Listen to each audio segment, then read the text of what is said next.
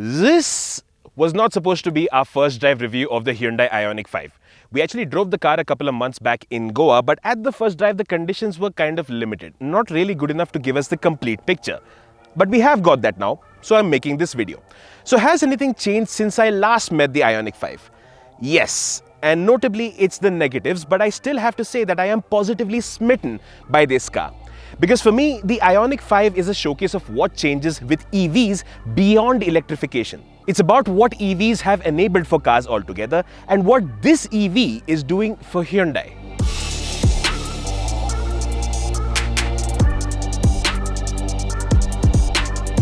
Chances are Hyundai's PR is going to call me and give me an earful for this.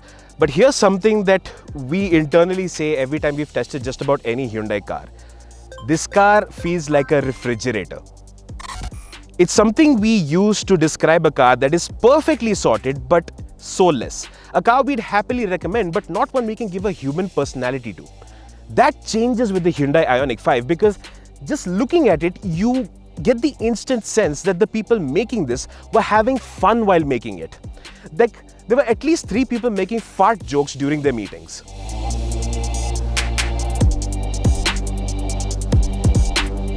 Just look at it.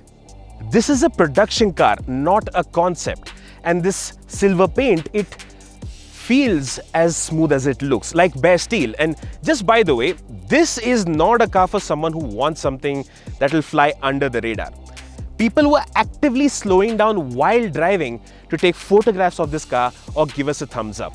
And as attention-grabbing as things are in the daytime, in the night, this car just becomes a different design animal altogether.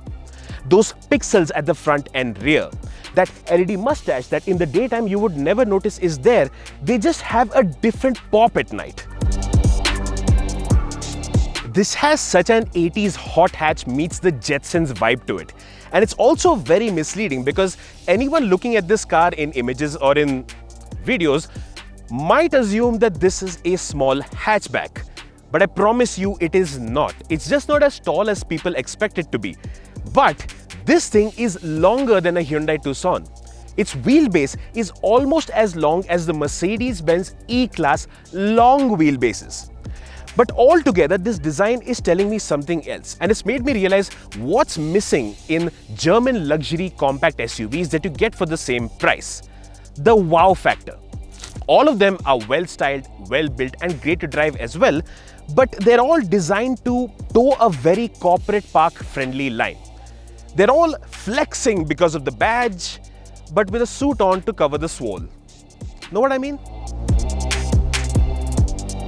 And the playful theme continues on the inside with bits like different textures for the regen paddle shifters, plus and minus on the accelerator and brake pedals, a Hyundai logo in Morse code, a glove box that's a literal drawer, a fixed glass roof sunshade that opens like a set of eyelids, ambient lighting that corresponds to the drive modes, and a proper theater effect with the cabin lighting. The amount of rear seat space available is cavernous. And this rear seat, well, it's heated and electrically adjustable.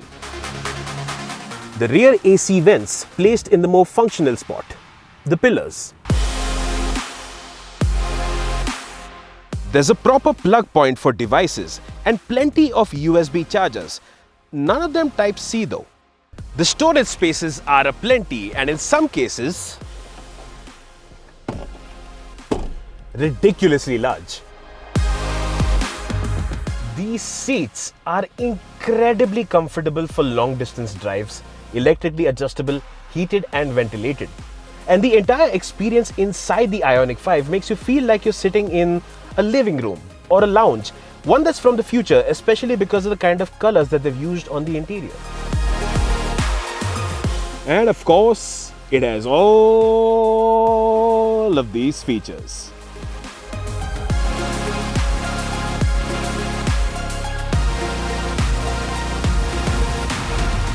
Broadly speaking, the Hyundai Ioniq 5 makes you ask one basic but big question. Do I need these on my car? And to that you might counter and say that fine, dude, I'm okay with an italicized H on my car, but dude, range, electric. And to that I say, dude, 72.6 kilowatt hour battery pack. Claimed range of 621 kilometers, maybe if you have a Hyundai Tucson punching a slipstream through the air on every drive, but 420 to 450 kilometers is the minimum you can expect with fairly extreme driving conditions, heavy on the highways and inclines. This is not an estimate. We've tested it. With city confines or city-centric driving, 500 plus on a full charge should be easy. 217 horsepower with 350 Newton meters of torque. Impressive, and it does hit its 0 to 100 claim time of 7.6 seconds. It is simply mind-boggling that when you're following this car, how quickly it warps its way ahead, but from behind the wheel, it just feels, well, never overwhelming.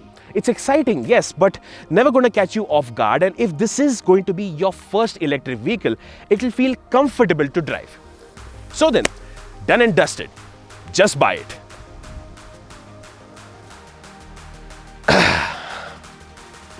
Not quite. These 20-inch wheels, they look funky, but they don't seem to have done the ride quality any favors. On smooth roads, the car feels absolutely fantastic and you'd have no reason for complaints. It even manages most bumps and potholes quite well, but come across a rutted surface or clear a speed breaker and you feel the stiffness on contact and somehow the softness on the recovery. The suspension setup, it just feels confused. Nowhere near as balanced or consistent as, say, an Audi Q3.